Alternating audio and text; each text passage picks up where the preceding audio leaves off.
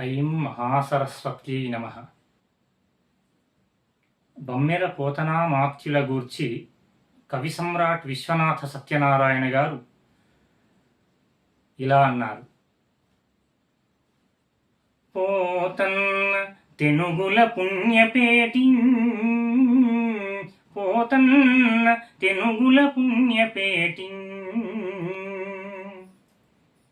తన రచన ఆంధ్ర మహాభాగవతంలో ప్రతి ఘట్టంలోనూ పోతనామాత్యుల వారు మందార మకరందాల్ని చిందించినారు.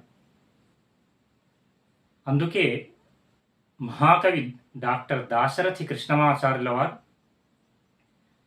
భాగవతము చదువు భాగ్యం మే భాగ్యం, భాగవతము చదువు భాగ్యం మే భాగ్యం, పోతన కవిగన్న ముక్తి ముక్తి,